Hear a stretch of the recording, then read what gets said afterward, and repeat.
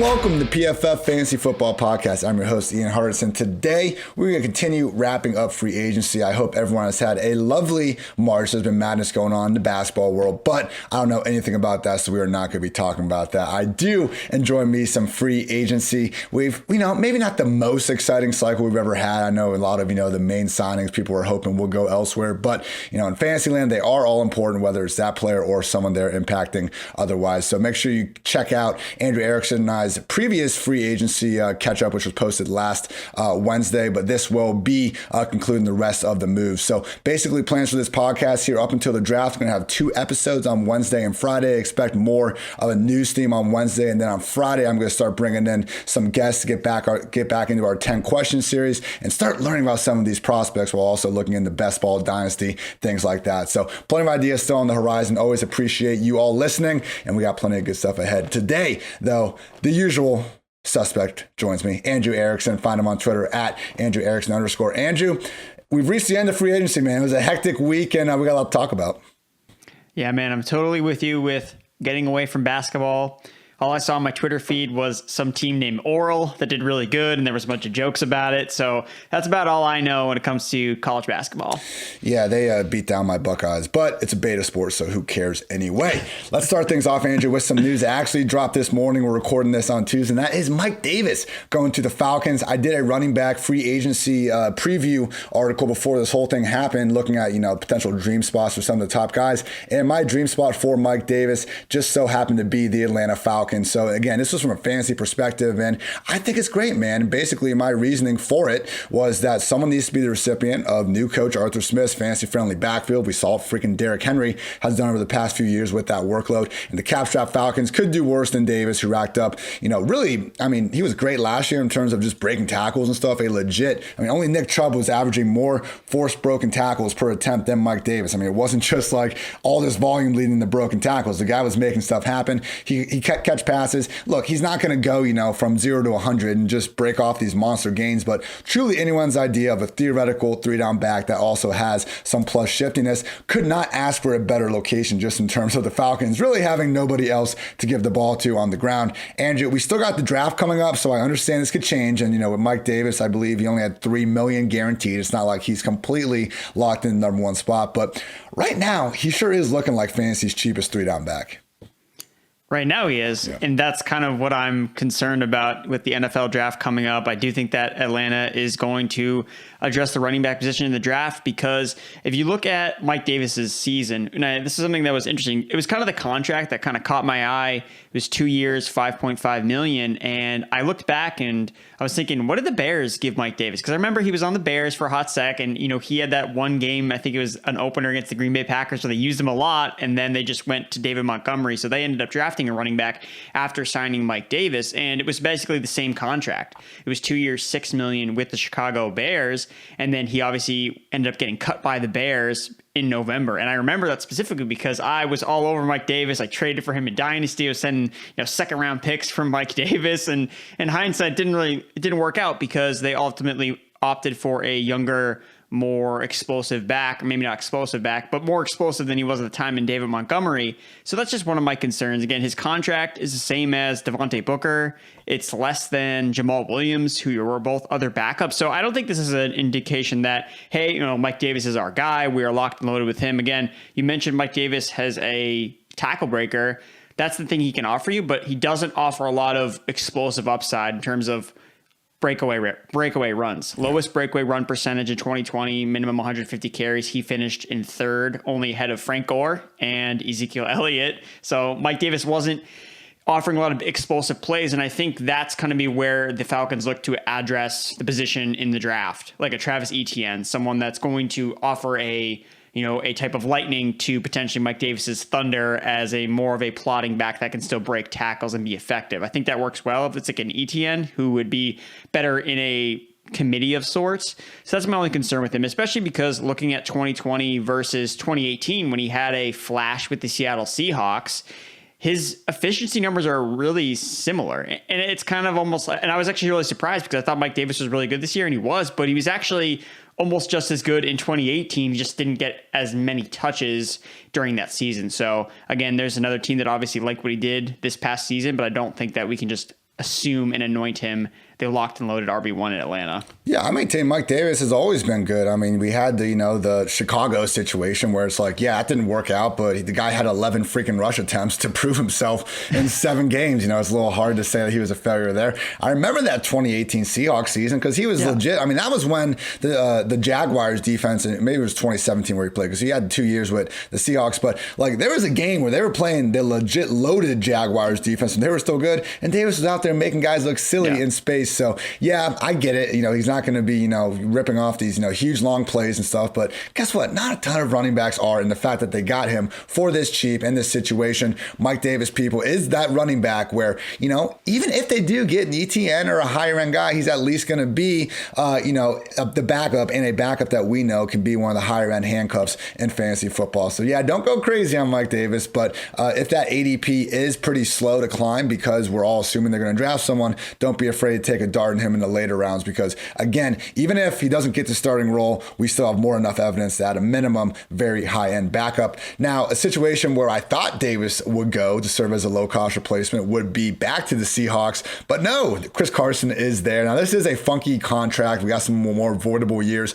To my understanding, the Seahawks basically got Carson back on a 1-year, $5.5 million deal that they can then go ahead and change if they want to in the future. From that standpoint, I think you got to be happy about it because Carson, even though he's got just this bruising running style and we started to see the injuries pile up, I maintain that I think we could be looking at, a Marion Barber-esque drop-off as his career goes on. It's just hard to be that physical year after year, particularly in an offense that wants to feed you 300 carries. But Andrew, at least in the year 2021, I think with Carson back in the situation, man, he's locked in as an RB1 in Fantasyland. When he's healthy, he's good. You have to just swallow the pill and realize that he's probably not going to play 16 games. He hasn't played 16 games since he got to the NFL. Last year was the first year he didn't actually end up on IR. He missed about a month during the middle of the season, but during the first six weeks of the year, he was a top 8 fantasy running back, averaging 20 fantasy points per game, 16.5 expected fantasy points per game, which both ranked in the top 12. So you got to like it. I mean, all they're talking about in Seattle is running the football. So it seems like pretty easy to me that you just draft Chris Carson, especially with his ADP not in the 3 to 4 round range, which is where he probably should be. Yeah. You can get him in like rounds 5 and 6, which doesn't really add up when you look at, okay, well, he's a top 12 running back. Again, he has injury concerns, but that's really it. We don't really worry about a committee with him for the most part. Again, Carlos Hyde is gone.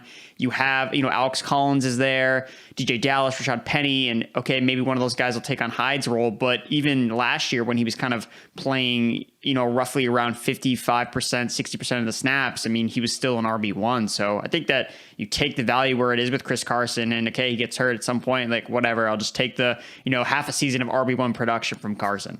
And we did see more involvement in the passing game last year. He has been able to do that. He's a legit 3-down back. And depending, we've been talking before about Rashad Penny maybe being the sneaky guy to look at. We just don't really know what his health situation is like. I don't think DJ Dallas really did anything as a rookie to make us think this could be more of a committee. Treat Chris Carson, people, as a legit top 12 RB in fantasy land. I can't wait to watch him again, man. Truly. Nick Chubb, Derrick Henry, only guys averaging more yards after contact per attempt than Carson since he entered the league. Love when those stats just match up right with what we see on the film. Truly, that guy is a handful to get to the ground. Andrew, now we're about to get into some ugly running back situations. I love Mike Davis, the Falcons. I love Carson, the Seahawks. That is it as far as what I love here because these next 3 are pretty brutal. Let's start with Kenyan Drake to the Raiders. I mean, I actually was hoping Drake would maybe take a discount, go back to he's from Georgia, maybe go back to Falcons. I don't know what the hell this is because we still have Jalen Richard there. Drake is someone that in the past looked like he could be, more elusive as a pass down back. That was not the case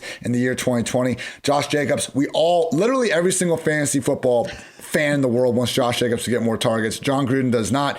It's going to be not just a 2 running back committee. It's going to be 3 running backs. And the one saving grace for all these running backs was the fact that the Raiders offensive line for all these years had so many resources pumped into it that you could at least, hope that they'd have some holes there. No longer a guarantee, Andrew. So we lost volume and we lost a good offensive line. I mean, truly, from 2015 to 2020, the worst the Raiders ranked in positional spending on the offensive line was 5th. Right now, ahead of 2021, they are 31st. This could be catastrophic because last year, again, things were good. Derek Carr, he had a good amount of time. He was throwing downfield more, and that was fine. If we get that version of him back where he's getting pressured too often and all of a sudden his goal becomes get the ball out as quick as humanly possible, we're going to see Darren Waller catch 150 passes. Other than that, I don't even know what to make of this offense, man. It seems like a situation because not only can we say, looking at the overall picture, like I think we can all agree, the overall upside is far reduced because of this offensive line and potential for Carr to maybe take a step back now. And then when you add in just the muddled situation at running back, and I know we're not even talking about wide receiver, but that situation too, like other than Darren Waller, I don't want to touch anyone in this offense. Agreed. It's a mess. I'm not sure what Mike Mayock is doing. It all goes back to just taking Henry Ruggs at 12 when he should have addressed the offensive line. It's just tons of issues that this Raiders team is going through right now. And the one thing I will say about Kenyan Drake, at least, and I guess this is me kind of coming to defend him, and Kenyan Drake wasn't a player I was on last year. I didn't really like where he was being drafted. I thought he was being overvalued as, a fringe top, RB1. And I kind of think he was actually miscast last year as a early down back. We saw him get 230 carries for the first time basically ever. He's never really been a, in between the tackles grinder, either in his days in Miami or in his days at Alabama. He's always been in a committee. So I think that for Drake's actual efficiency, I think that this is actually not the worst spot for him to be with Jacobs, because I think he can take back his pass catching role. From 2017 to 2019, Drake was 12th overall in running backs among targets, and he averaged nearly 60 targets per season. So last year, look, I mean, it's not out of the range of outcomes that our friend over in Arizona, Cliff Kingsbury, #FakeSharp, didn't use Kenyan Drake the right way. I mean, he had DeAndre Hopkins running a, extremely uninspiring route tree at one point. So it doesn't surprise me to see that Drake kind of failed in that role. Like he wasn't creating yards after contact because he wasn't fresh. So I think Drake is kind of interesting as a guy, potentially, if you can get him in, the double digit rounds as a backup. Again,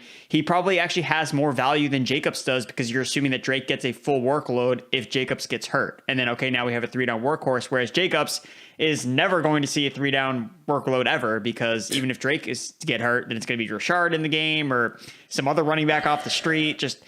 They're just going to stop us from enjoying Josh Jacobs. And that's the thing that sucks about it, because, at Alabama, that was Josh Jacobs' kind of claim to fame was, he can be used out wide. He can be used like dynamic in these really cool ways. And the Raiders took him in the first round and have done nothing with him. And that has me worried about Henry Ruggs, because if they can't figure out how to use Jacobs, like why would they fail to figure out how to use Henry Ruggs, who they also took in the first round? So it's, the Raiders are a team that is definitely on the decline with what they've done in free agency so far. I mean, look, we wanted the Jacobs boom last year because they got rid of DeAndre Washington. They added Devontae Booker, and it was like, okay, all the talks about getting him more involved in the passing game, it just didn't happen. He got a slight increase, but I mean, still, we saw him have 45 targets, and Jalen Richard and Devontae Booker combined for 44. So Jacobs, it was like one of the more frustrating, 300 plus touch workloads, because of, as we were bringing up, the versatility we've seen him display, at various points throughout his, collegiate and NFL career. So it's just one of these situations where, again, maybe we could get behind this a little bit more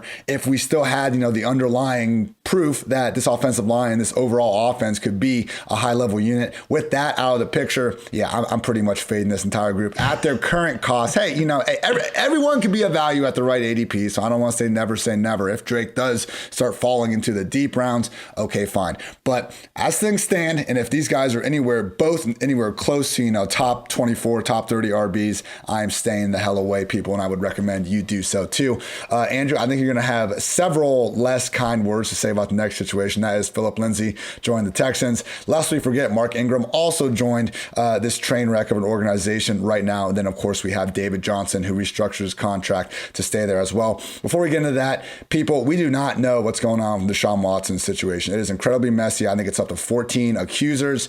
Once we find out more information, I'll be happy to update you, but very serious. We don't know if some of the allegations out there are true. It's going to be a very real possibility we don't see Deshaun Watson play another snap in the league. Maybe maybe it's not the case. We don't know, so we're just going to stay away from that. So right now, focusing on the Texans. Andrew, thoughts on this backfield? If the answer is just no, man, that is fine too. We're looking at the league's ugliest three-headed monster in 2021. David Johnson, Mark Ingram, Phillip Lindsay, all garnering 5 touches a game, 5 carries a game. It's going to be an absolute mess because this seems like this is what they're doing with the receivers too. They're just adding a bunch of, no-name receivers because they don't have any draft picks. I don't know what they're doing. It seems like they're just like fine with everyone's going to get 5 carries. Everyone's going to get 5 targets. No one's going to be fantasy relevant. I almost want us to go back to, 2001. The Texans weren't in the league. We had 31 teams. Look, we got 2 bye weeks. Let's figure it out. We can, have the Texans sit out 1 year. We'll go back to 31 teams and we'll be good. Relegate him. I like him. I've been wanting to get into a fantasy football league that does it. I've heard, I know really big ones have all these different levels, but I would love being in like a 12-team league and then like the loser every year goes down some 4-team bracket or some madness. So yeah, I am all for that solution. Quickly moving on. We got Mike Boone joining the Denver Broncos, Andrew. Now for all you true DFS preseason degens out there, you're probably well aware that Mike Boone actually is a very solid talent, at least with the few opportunities we have seen him have over the years. So obviously, it was always Dalvin Cook and then Alexander Madison and then even Amir Abdullah were there to split up time when Boone did happen to get, chances. But hey, he averaged 3.5 yards after contact per carry, which is actually just ahead of what Chris Carson had. Again, far fewer attempts than Carson. So I get it. You don't assume, like in basketball, you don't assume a 40% 3-point shooter is going to keep shooting that if you double his volume. Very reasonably, could be the case of Boone as well. With that said, man, Phillip Lindsay's gone. Melvin Gordon didn't exactly ball out last year. And, with the late season DUI thing, I wouldn't say he's in the, good graces of the organization. Mike Boone might just be, a pretty solid target in the back half of drafts because, similar to Mike Davis, doesn't have the same, immediate potential upside, but it seems like worst case, he's going to be, the number 2 back and still get a handful of touches per week. And best case, how he could take the thing over. Mike Boone was a big riser in my dynasty rankings update. He was basically outside the top 100 because he was just irrelevant.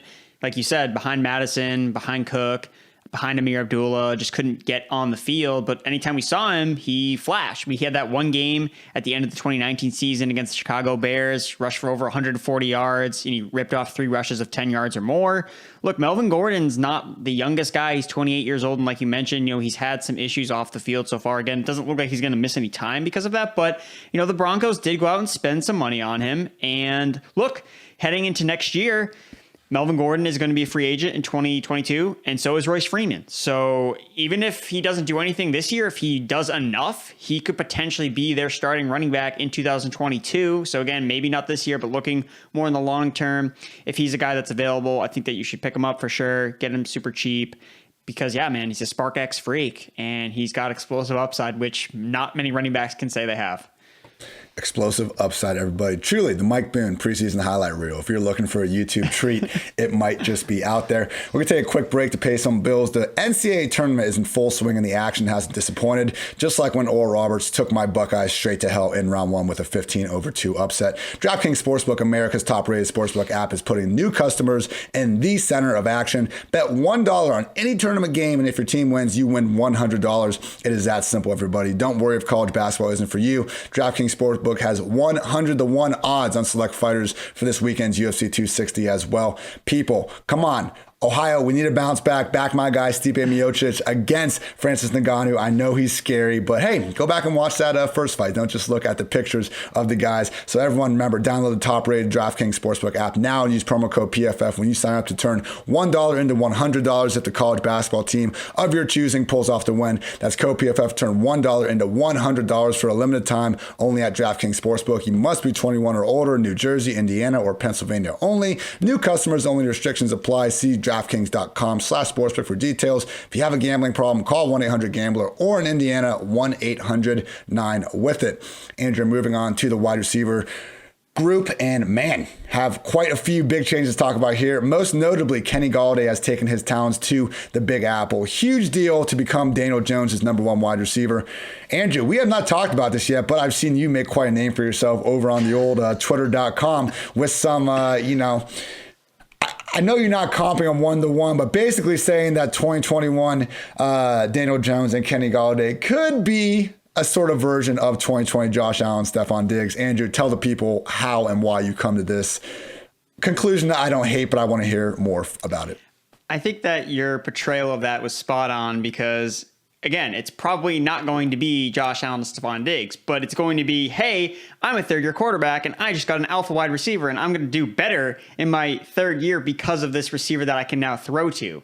I think that the match between Kenny Golladay and Daniel Jones just works really well from what Daniel Jones has shown us that he can do in the league. Look, Daniel Jones is someone that will throw contested balls and he will throw downfield. Like he did that his rookie year when he was under Pat Shurmur, and he did it last year, the highest passer rating on throws 20 plus yards downfield, 132.5. His tight window rate was 22%. Tied for fourth highest in the league. It was only 2% points lower than Ryan Fitzpatrick, 24%, who actually led the league in tight window throws. So again, Kenny Golladay, not your separator guy. That's not his role. That's not what he does. But Daniel Jones is at a point where, look, there's a reason why he turns the ball over so much is because number one, he holds on to the ball too long. And number two, he's not afraid to make tight window throws. So yes, it does result in interceptions a lot of the time, but that doesn't necessarily mean he's going to be a disaster in fantasy football, and that we've inserted an alpha wide receiver into the lineup with Kenny Golladay. And I think something that people forget about with Golladay and kind of gets overshadowed with Stafford in 2019 was I think that Stafford's, MVP start to that season, I think a lot of that had to do with actually with Kenny Golladay. Kenny Golladay was on absolute fire. He was a top 10 fantasy wide receiver. He's basically been a top 10 fantasy wide receiver the last two seasons in his splits playing with Matthew Stafford. And let's not forget about that back end of 2019 when he was playing with David friggin' Blau, Chase Daniel. He was a wide receiver 15. So to see rankings of Kenny Golladay outside the top 24, I don't know. I don't get that. I mean, I understand if you don't want to rank him in your top 12. I think I kind of settled him around 14. I think that's really kind of capturing his upside. But right now, he's still going in the 5th, 6th round, and I want him in that spot because I think that he has a lot of upside. He's a double-digit touchdown guy. He can get 1,000 yards. He's not someone that's going to have 100 catches like Diggs, but he has the touchdown upside. So that's why I'm in on Kenny Golladay. I'm staying at the Golladay Inn this summer. I like it. Look, Golladay, I believe he's 27 now. I don't think he is going to age particularly well because of these separation issues that everyone loves to bring up. But in the year 2021, I don't think it's going to be an issue because the guy is the best contested catch receiver in the league by a ton of metrics, people. I mean, look, it's only Golladay, Michael Thomas, Chris Godwin, Stephon Diggs. Guys have caught at least 60% of their contested targets since 2017 among 81 qualified guys, and nobody has a higher PFF receiving grade than Golladay on the contested targets. Now, it was interesting with Diggs and Allen because Diggs in 2019 was number one receiver in the league in yards gained, 20 plus yards downfield. Now, we know he can do everything out there. I'm not trying to say he's only a field stretcher, but bringing him into Buffalo, it was more thought of like, okay, the one thing Allen's really struggled with is his deep ball. We got him one of the best deep ball receivers in the league. Let's see how it works. It's not really how it played out. They almost put Diggs, he was running curls like more than anybody. They really kind of changed his role, and he was good enough to do that. I don't even think we need to jump to that assumption now with Golladay, and I think he deserves to be ranked a little bit more highly than what we had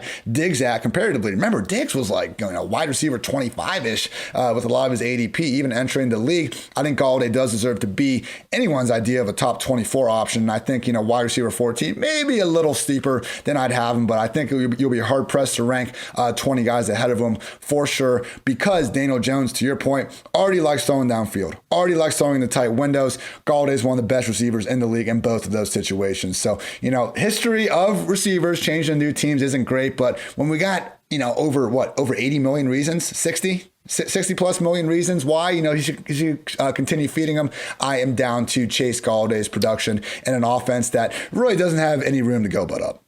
And I think too, as well, Golladay going into the wide receiver one chair in that Giants offense allows every other receiver to play a role that's more of their actual style. Like this means Sterling Shepard doesn't have to play outside. Like that means we can put him back in the slot where he's probably the best fit.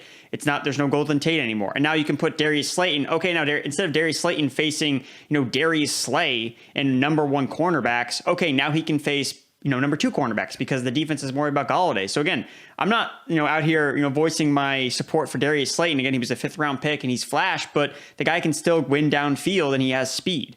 And the same thing with John Ross. So now you have these guys opposite of Kenny Golladay who can stretch the field. You have Evan Ingram who can stretch the field from the seams. And you're getting Saquon Barkley back. Arguably one of the most dynamic running backs in the league. And dude, Daniel Jones can throw 6 touchdowns on screens this year. So I think, and especially we didn't mention Daniel Jones specifically, but I think that this is a huge win for him to kind of capture some of that upside that we saw from his rookie season. Look, last year, the biggest thing with Daniel Jones and why we were all fading him was because the schedule was absolutely brutal. And it's so important with quarterbacks, just who you're playing. It was week 1, Steelers. Oh, great, sick. Going to start Daniel Jones. That's not the case this year. The Giants have one of the more easy schedules, just the NFC East in general, because it was so bad last year. They're just naturally playing just other bad teams. So I think that's going to take a huge difference. I think Daniel Jones is going to be a much better fantasy quarterback this year. Better supporting cast, easier schedule. Wish we had a new offensive coordinator, but beggars cannot. That's literally it, though. That's the one. And I know you've tweeted it out, too, with him on the train or bus or whatever, but that's the thing. Like, that's the thing that could just destroy everything. And that sucks that it's there, but something you got to live with. Yeah, if you haven't seen it, people, Google Jason Garrett train, and you'll just get this. I can't help but laugh every time I see it. Just him sticking that Harvard grad head out of a moving train for whatever reason. Jason Garrett, maybe he will have a career resurgence in 2021. For Daniel Jones truthers out there, you would certainly hope so. But yes, Andrew, I mean, Kenny Golladay, even if we could find other situations in the league, maybe where he would have more fantasy value or the offense would be better, I think you could put him on all 32 teams, and that would be a better version of the offense with him than without him. Another player that does fit that criteria is our resident Jared Evans number 1 truther, Will Fuller, with the Miami Dolphins. Now, not great. We had dreams of the Cardinals, of the Packers. This is not a good fantasy situation for Fuller compared to what you could see elsewhere. With that said, Andrew, I mean, he's locked in as a number 2 receiver. We have seen Fuller, really just ball out whenever healthy, pretty much for the duration of his career. Now, that's come with Deshaun Watson, under center, and I understand fully that Tua is not Deshaun Watson. With that said, Tua, I mean, look who he was throwing to last year, man. It was either contested catch guys really made for Ryan Fitzpatrick, or just backups, like Mac Hollins, Lynn Bowden, who I'm not trying to hate on, but just guys that did not have much experience out there down the stretch. I mean, he had the 8th highest drop rate among all quarterbacks last year. There were some down moments from Tua. There were also a lot of moments where his teammates were not giving him much help. So, Andrew, right now, I'm treating, I think Fuller and Parker, because they're probably going to be priced as wide receiver 3s, should almost be targets, because we're seeing them closer to their floor than their ceiling. It's almost like the situation Fuller was in last year with the Texans. People were so concerned about his injuries and stuff that we saw him being priced really far down, again, closer to that floor. So maybe I'm, believing a little bit too much in a Tua bounce back, but I don't think he was as bad as everyone thought. And I think adding someone like Fuller is only going to bring out the better version in him. Are you in agreement, Andrew, or do you just want to avoid this passing game? No, I don't think you can avoid it, because I think that you shouldn't be out on Tua altogether. The guy, we don't have enough to make a bold statement about his career and what they're going to do with him. And the Dolphins at least have showed us that it looks like they're pretty much committed to him. They signed Jacoby Brissett. So again, they've already brought in a veteran quarterback that doesn't really pose a threat to Tua's job security, not like a Ryan Fitzpatrick player. So, I mean, look, I still think that Will Fuller could be a wide receiver 3 because he's going to have splash weeks. Again, that's just the type of receiver he is. It doesn't really matter what team he was going to be on. He was going to have splash weeks at some point because that's just kind of the game that he offers. But the biggest concern is just that they have a bunch of guys that are unreliable on a week-to-week basis. Devontae Parker's dealt with injury issues. Preston Williams has never finished a season. Will Fuller, again, obviously his name precedes himself as someone that's never finished a season as well. So that's the main concern, is I don't think they should stop adding to their passing game in terms of receivers. I think they continue to add guys in the draft. So really, I think it's really less about Fuller and just more about stock up on Tua Tagovailoa. Yeah.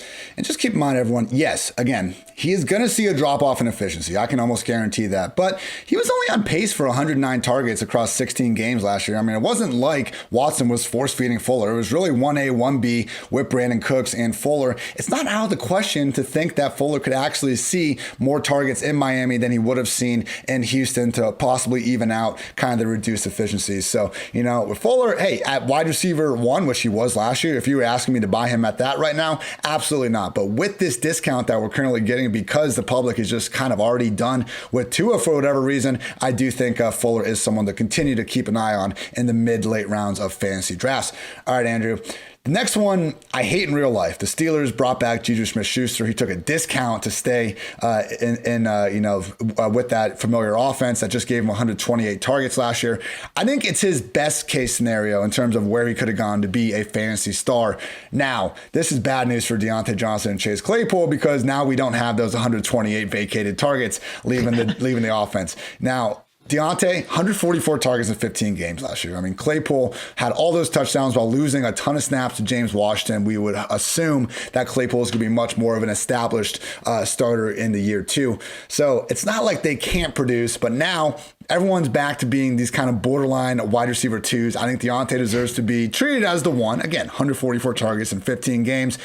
Throw in the freaking playoff game where he had, 15 plus. Like, that's just too much volume for a good player to bust. And even JuJu, if he's getting all these targets again, even though I think he looked like a shell of himself athletically, he's probably still going to be producing. It just lowers the ceiling for everyone involved, and I'm disappointed about it. I don't see myself really now going out of my way to targeting these guys. To me, they're upside wide receiver 3s, with the exception of Deontay is a little bit higher, and I don't love them. Am I wrong? So what's your order of the 3? So Deontay's first, and then Deontay, I would put Claypool just ahead of JuJu, but I don't have a good feel on it. I think they'll probably be like right next to each other, but definitely Deontay, tier drop off, Claypool, JuJu. I won't disagree if you want to switch them. Okay, so that's how I see it as well. So I have Deontay first, and then Claypool, and then Smith-Schuster. And this is something I was struggling with because, last Friday when this news broke, this was not my ideal Friday. I had other plans than JuJu going back to Pittsburgh, and then me trying to figure, now I got to put these, 120 targets back in the offense and figure out how to, distribute them, because it was wheels up for Johnson and Claypool. It was like, all right, sick. We have so many targets to work with. Like, this guy can be a wide receiver 1. This guy can be a wide receiver 2. Like, this is going to be great. We got Calvin Ridley's, Chris Godwin's of 2021. Like, this is going to be absolutely perfect. But then JuJu, kind of shocked everybody by ended up going back to the Steelers when he actually had, more money deals on other teams like the Chiefs. So that's another, just even get into that a little bit later, but it's definitely interesting to see it. But for me, I still think Deontay is the clear runaway, kind of like what you said. Looking at last year, I really tried to dive into, because he got hurt in so many games last year, like in the middle of the game. So the points per game, fantasy points per game doesn't really do him justice. So I kind of tried to figure out games that he actually played the full game. And it was really 12 games where he was really in there the entirety of the contest. And in those games, in terms of expected fantasy points, he was second overall among all receivers, 18.5 in the 12 full games that he played. And that's because of all that target volume that he was getting. So if Ben Roethlisberger is back under center, I don't see why we wouldn't see Deontay Johnson just continue to get all of those targets. And for JuJu, the one thing that I was concerned about, or I was hoping that would change when he would go to a new team, was his average depth of target. Last year it was 6.0, which ranked 107th out of 112 qualifying wide receivers. So is that going to change? Because that in itself just has zero upside attached to it. And that's why I want to almost lean towards a Chase Claypool, because, hey, Big Ben's arm may be shot. His deep ball might be shot, but at least he's going to get some deep ball targets one way or another, whereas JuJu Smith-Schuster's not getting any of those. And he hasn't shown over the past 2 years that his yards after the catch ability that was there his first 2 years of the season has really fallen off. So he's not making explosive plays after the catch, which you need to do if you have such a low average depth of target. So for me, Smith-Schuster is really hard for me to get behind. Again, in this range where these receivers are going, 5th, 6th, 7th round, there are a lot of other receivers on other teams that you can draft. So I think for me, it's like, I like Deontay Johnson. If he's kind of going in the same range as the other guys, like, okay, I'm good with him. But after that, it's like maybe I'll take a stab on Claypool because, he could take a step in his second season. We see that all the time. And Claypool just has a, alpha profile to him. And he flashed, super explosive in his last year. But with Smith-Schuster, I'm kind of like, where's the upside? Like, what am I looking for? So he needs to like either out target Johnson or like get his role completely changed. So I can only see him kind of getting to maybe the second receiver on the Steelers in fantasy. Whereas the other two I could see Claypool like taking the leap, or I could see Johnson, maintaining wide receiver 1 status. But Smith-Schuster, I'm just like really struggling to get behind. JuJu needs to get back to looking like the freaking beast he was in the first 2 years in the league. I understand life was much easier when Antonio Brown was out there to draw away coverage, but like just with the ball in his hands in the open field, when things have gone right, when JuJu gets the ball in space, doesn't even resemble the same guy. Now, he was routinely missing practices throughout last season with a knee injury. Our 32 for 32 series, we found out from beat writers that yes, he was playing through the pain, and that would make sense. So JuJu, I don't want to write him off just yet. I mean, he's one of just 11 receivers in NFL history with at least 35 receiving yards before turning 25. He has put together some legit seasons, but clearly, as we saw with the Steelers, like there's a reason they gave him only a 1-year deal worth $8 million or a little bit over, if that's what it was. But like Steelers and us should have reservations. Just realize that, at this potentially reduced cost, he is going to have the sort of volume to make up for it. And if he can get back to looking like that past guy, which is hard to, project that he'll do, could see a lot more upside. Last thing, and you mentioned this briefly, Andrew. So the 2019 Chris Godwin, which became the 2020 Calvin Ridley, the whole thesis of this idea, it's an underrated third-year wide receiver that has flashed really high in efficiency, and they're now set to benefit from enhanced volume thanks to teammates leaving. Both those situations, Godwin with Humphreys and Djax leaving, and then Ridley with Mohamed Sanu leaving. We're looking at just guys that hadn't had the volume, and now suddenly they did. I was all in on Deontay Johnson being that guy. We have to cancel him now. And honestly, he didn't fit the same profile in terms of efficiency anyway. So now, Andrew, I think there's 2 top contenders, but they're bigger reaches in the past. I think Scotty Miller, if AB ends up leaving, and Mecole Hardman with Watkins, DeMarcus Robinson apparently leaving, could be the next contenders. I'm not ready to make a statement on either.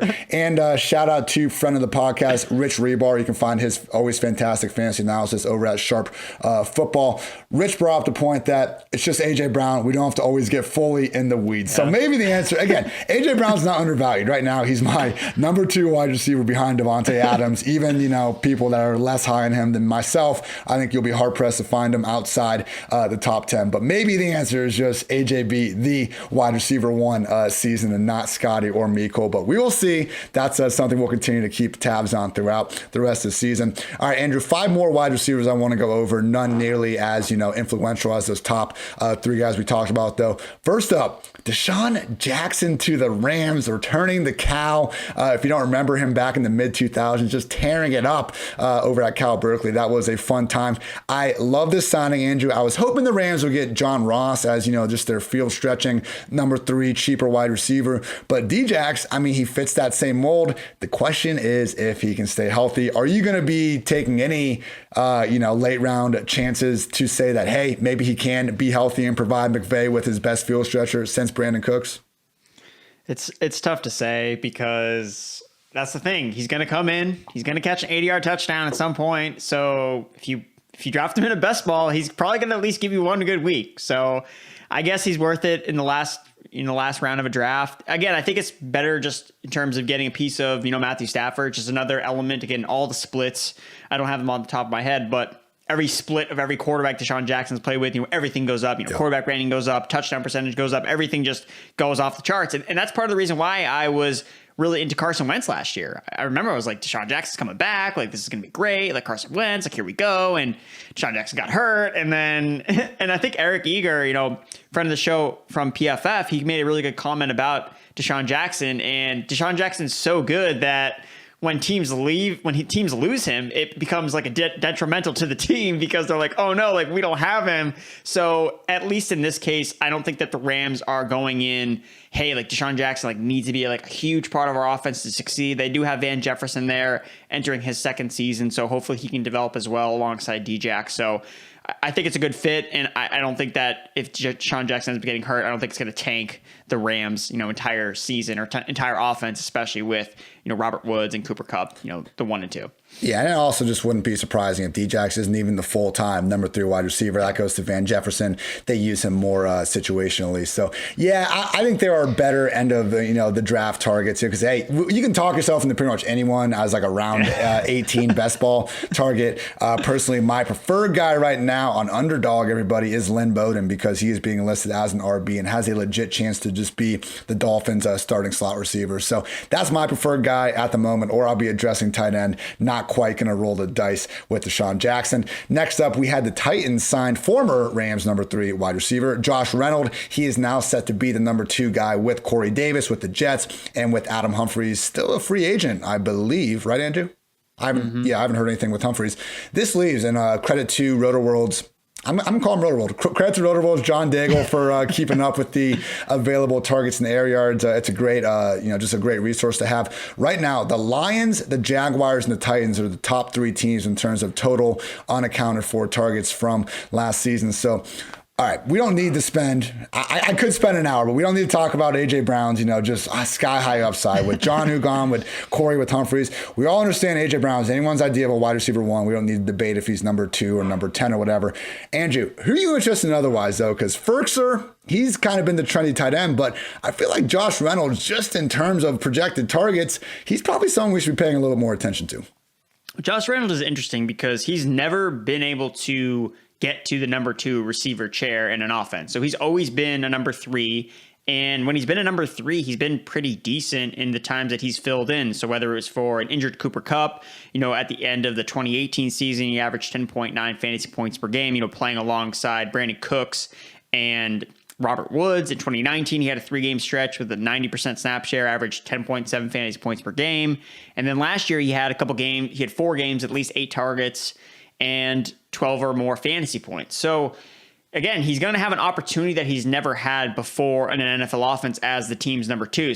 But a number 2 receiver on the Titans run first offense, is that really more like a number 3 on another team? Like, you could make the comparison that they're probably pretty similar to each other. So again, you don't need to go out of your way to try to draft Josh Reynolds. I will say that with the Titans, I think that the Titans are going to actually probably have to throw a little bit more this year. I mean, their defense is really shaky. Awful. Yeah. Not shaky, Andrew. Awful. Their defense is approaching earthquake status in terms of how shaky they are. It's not good, and they may have to throw the ball a lot more than a lot of other players would anticipate. So that makes Josh Reynolds look. Corey Davis, I remember last year, Corey Davis was literally left for dead in best ball drafts, despite the fact that when you just kind of took a large scope of his role, it was like, okay, he's a number 2 receiver with no competition on an offense with an above average efficient passer. That's the same case with Josh Reynolds right now. And he's basically free in all drafts. So I know I took him in a underdog best ball draft in the 18th round because he was there and he just got signed and I was on the clock. I was like, hey, why not? I'll just do it. And it makes sense to just, if you draft A.J. Brown, just draft Josh Reynolds too. And that way, okay, I have basically all the targets for the Titans passing game with these 2 guys. So, and one of them is free. So I think Josh Reynolds is an interesting guy. And he's also flashed, as a deep guy, a deep threat. And that's kind of what Corey Davis was. Again, him and A.J. Brown were pretty similar in terms of average depth of the target last year, but Josh Reynolds has been traditionally used more downfield, so he's got some upside there. Titans could be a fun, sneaky-ish stack to just try to attack in some of these best ball drafts just because, even if they want to run the ball as much as humanly possible, I don't think their defense is going to really let them do that. Same thing with the Seahawks. So, we don't want pass catchers in an offense with the projected leading rusher on it. I get it, but it's not out of the realm of possibility for Derrick Henry to lead the league in carries and for A.J. Brown to lead the league in targets right beside him. So probably not, but with that in mind, someone like Josh Reynolds could very well be a smashing value at their current, ADP, which is pretty much non-existent. So yes, yet another later round wide receiver you can certainly dig your teeth in. But hey, these are the offenses we want to be, attacking. Number 4 scoring offense from last year, number 24 in scoring defense. Because then even if our, hopeful efficiency doesn't pay off, they're at least getting the volume from being on anyone's idea of a bad team. Next up, my guy, I wanted him to go to the Chiefs. Instead, he went to the Lions. Brashad Perryman.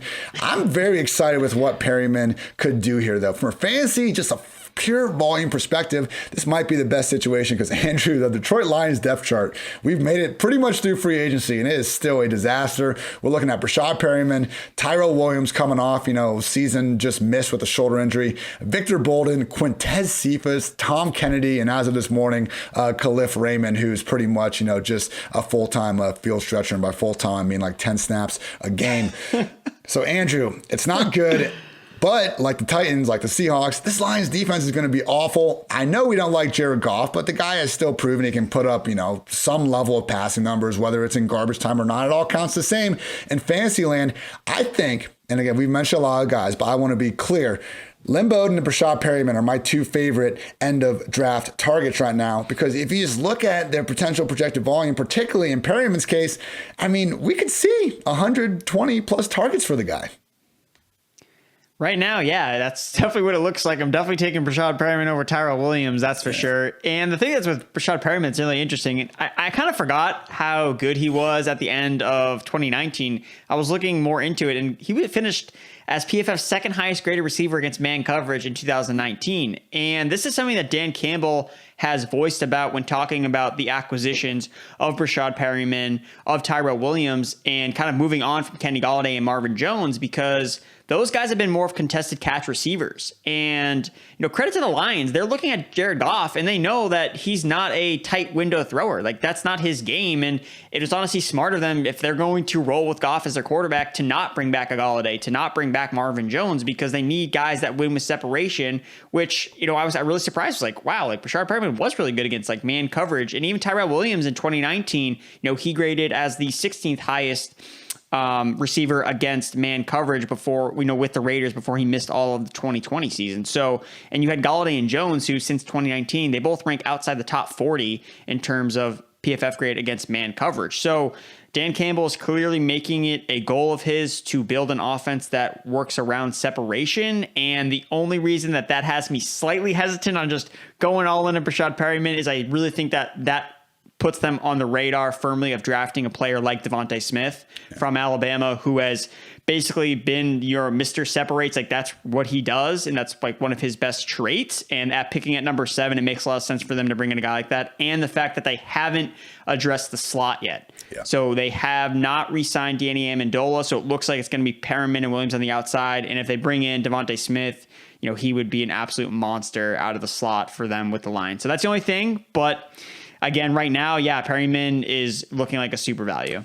There's going to be someone else added. We could also see Hawkinson and DeAndre Swift. I mean, just see a ton of targets in their own right. But look, Perryman, he's been good with the Browns. He's been good with the Buccaneers. He's been good with the Jets. It's not like this situation is anything he hasn't, necessarily had to overcome before in terms of, dealing with a bad team with, an unproven to just below average quarterback. Cautiously optimistic that Perryman, again, in these later rounds, at worst can, just be someone that is going to, pop off for a few games, hopefully give you some startable weeks, and at best could actually take over the whole damn situation. So we will see how that plays out. Two quick ones, Andrew. We don't even need to really dive into each individual, but Keelan Cole joined the Jets. David Moore joined the Panthers. It seems like both guys are pretty much locked in as the number 3. They got a little more guarantees on the contracts than I kind of would have expected from either.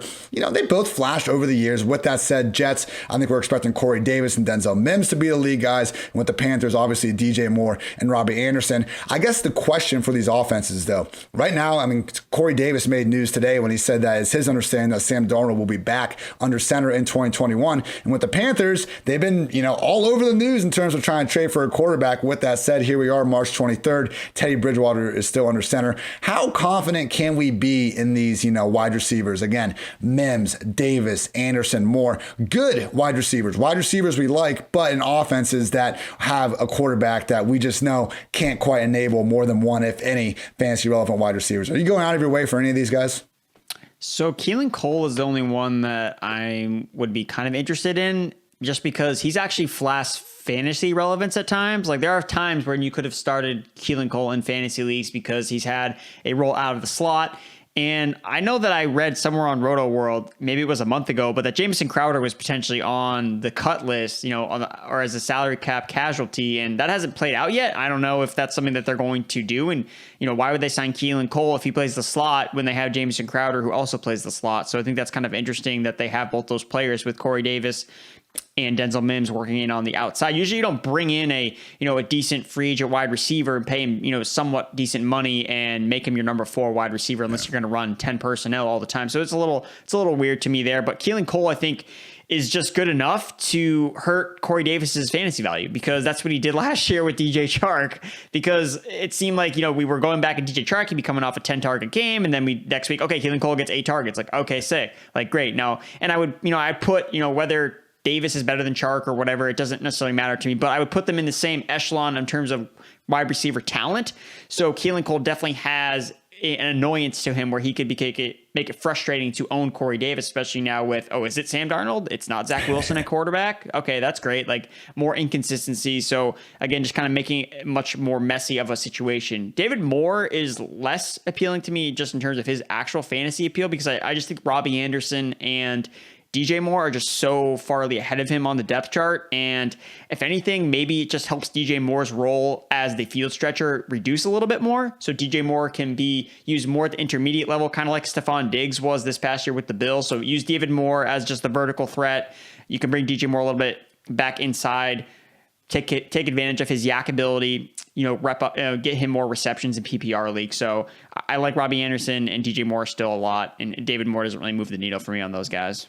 Yeah, fantastic point about DJ Moore. He's the one out of these situations that we should be looking for, because we already saw in this situation last year, he can be a perfectly fine wide receiver 2, a little more boomer busty than we would prefer, but that's life as that field stretcher. I think the best part of his game is with the ball in his hands when he is underneath. Yeah. That's what he was used a little bit more as a rookie, and he was fantastic. He pretty much broke the PFF database until A.J. Brown and Deebo Samuel came around in terms of yards after catch per reception, at least in terms of what a rookie was able to do. So yeah, DJ Moore with the ball in his hands is fantastic. Obviously, Moore profiles as more of a, just field stretching type. At least that's what the Seahawks use him for most of the time. At a minimum, he's not someone that's going to be, getting a Curtis Samuel level of involvement in the slot and underneath. So yeah, good news for DJ Moore that they have not, to this point, added a really legit number 3 wide receiver. And yeah, Keelan Cole, man, he reminds me of like Gus Edwards he's kind of like the Gus Edwards of wide receivers. He has not missed a game since entering the league in 2017. Best ability is availability, as they like to say. And he's just always been solid. Multiple different quarterbacks, not great situations. Keelan Cole continues to go out there and really make the most out of his opportunities. So, Keelan Cole is one of those guys where even if he ends up having, 80 catches and maybe get like 6-7 touchdowns, he's going to be, a wide receiver 70 going into the next year, regardless of what happens. So good for Keelan Cole. And yeah, I could see him being far more annoyingly involved than any of Mims or Davis fantasy managers would prefer to see. Quick shout out to our sponsors. Now, if you like fantasy football and if you like playing fantasy for money, you need to check out, as we've mentioned them already organically on this podcast, Underdog Fantasy. Underdog's got everything, including season long and playoff best ball. Best ball is a season-long game where you draft a team like you normally do, but that's it. There's no in-season roster management. Underdog automatically selects your best performers each week, saving you loads of time. So go to Underdog Fantasy and deposit $10 using promo code PFF and get a free PFF Edge annual subscription. That's promo code PFF. Draft now at Underdog Fantasy. You can usually catch us, Andrew, myself, Kevin Cole, Jared Evans, on a few live streams per week over at Underdog Fantasy. Love their products. Same people that brought you Draft back in the day. Andrew, we got 2 tight ends before we get out of here. First up, Jared Cook, the Chargers. I love Donald Parham. I watched every single second of XFL football. Like, I want the guy to work out too, but people, like in the 32 for 32 series, we had the Athletics' Daniel Popper come on, tell us that they do not view him as a true 3-down tight end. He's a backup receiver. And now we have Jared Cook, who, hey, look, his offensive coordinator was the Saints QB coach. I don't think Jared Cook's taking $6 million there to sit on the bench. Andrew, I feel like we should look at 34-year-old Jared Cook and, inevitably underutilized Donald Parham and just look elsewhere in this offense. Eckler, Keenan Allen, Mike Williams. There's going to be plenty of production. I just don't think it's going to be at tight end. Yeah, I wanted to bury Jared Cook, but you really can't necessarily. You look at the last 2 seasons, top 5 in fantasy points per snap and per touch in 2019. Second in fantasy points per snap, first in per touch last year. Like, the guy is super efficient because he catches touchdowns. Like, that's the thing. He catches touchdowns. He's used in the red zone. And if Justin Herbert's going to throw a lot of touchdowns, then chances are Jared Cook's probably going to catch some. So that's like the thing with Jared Cook is he's going to be touchdown dependent, but he's shown in the last 2 seasons that he can be relied in that, in that way. And unless you just think Justin Herbert's is going to absolutely tank in his sophomore year, which again, I think some regression is going to be coming, but they made some improvements on the offensive line, which is really good to see. I think that Jared Cook is going to end up having fantasy weeks, which I don't like saying. Like, trust me, I didn't want to come on here and be, yes, like Jared Cook, but it's going to be kind of like a Jimmy Graham thing where nobody drafts him, but then you look at the, 5 weeks we're in and we're like, oh, wow, Jimmy Graham is the tight end 6. Oh, great. Like, that's going to probably be Jared Cook next year.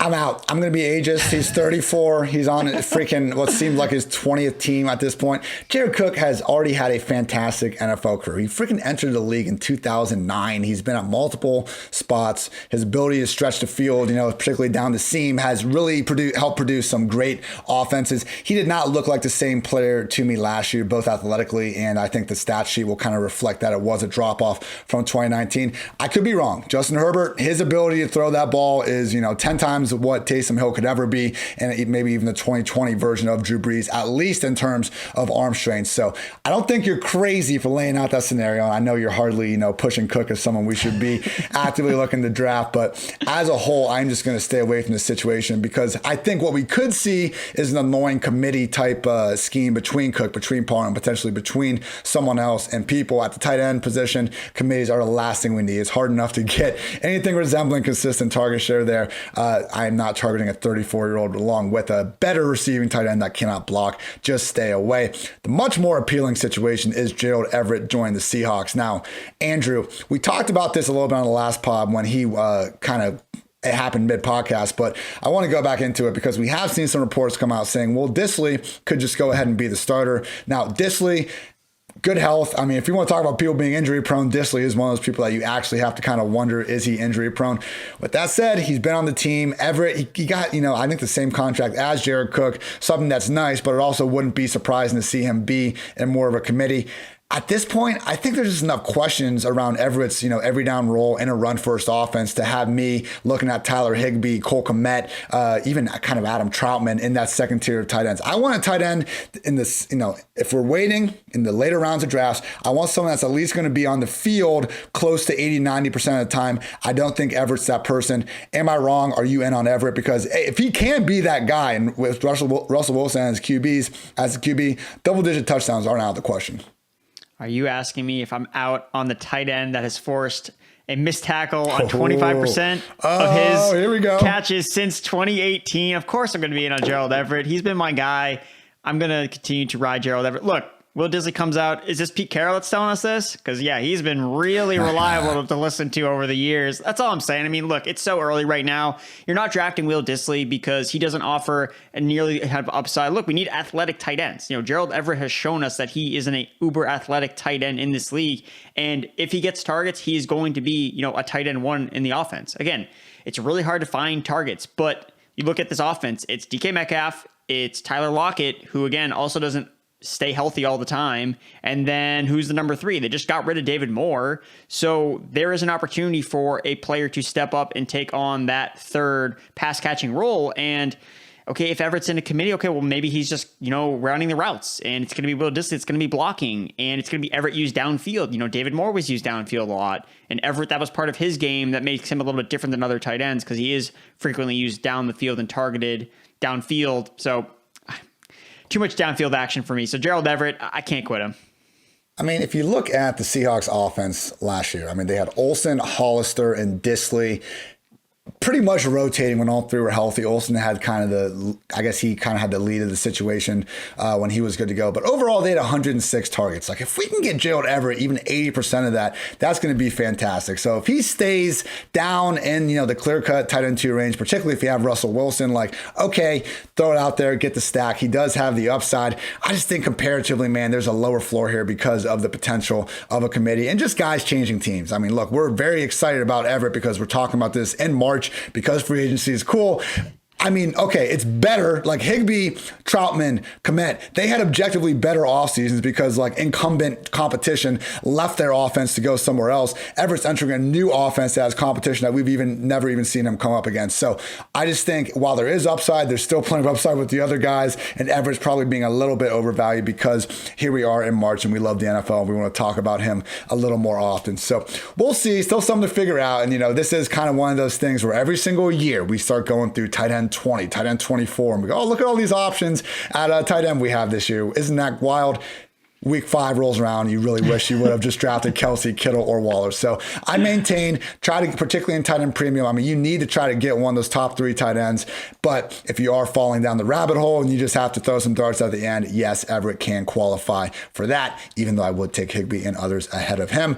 One quick thing before we get out of here, Andrew. PFF has partnered with Symbol, that's SIMBULL, the stock market for sports that allows you to trade sports teams like stocks and earn cash payouts when your teams win. Symbol has blended sports in the stock market to offer you a new way to invest in and profit off your favorite teams. NFL free agency is here, and whoever lands atop in the market player will be sure to see their team stock rise. Maybe you think Gerald Everett's next big thing can take the Seahawks offense over the top. I don't really think so, but this would be a situation where you could bet on that, put your money where your mouth is. So use promo code PFF and deposit $10 at symbol.app/PFF to earn a free PFF annual subscription. That's promo code PFF with a $10 deposit at symbol.app/PFF to earn a free annual subscription. Andrew, we have basically concluded free agency. We'll be back next week on Wednesday to discuss any lingering moves, but more or less got it wrapped up. Thank you for the help, my friend. Let the people know what you have here on the docket over at pff.com. Doing more draft content now that free agency has sizzled down a little bit. We'll hit on any of the players that move in this second wave of free agency, but for right now, sights are set on the draft. We're almost basically a month out, and there's a lot of stuff going on. We got pro days going on, so the rankings got to get updated. We need to do mock drafts, all the good stuff over on pff.com. I'm ready. It's draft time. I think some people, when they're already looking at this stuff in January, that's when we run the problems with overvaluing rookies. But good, 6 weeks to draft. Let's learn about the rookies, get them on their landing spots, move on from there. Good stuff, Andrew. He's Andrew. I'm Ian. It's been the PFF Fantasy Football Podcast. And until next time, take care, everybody.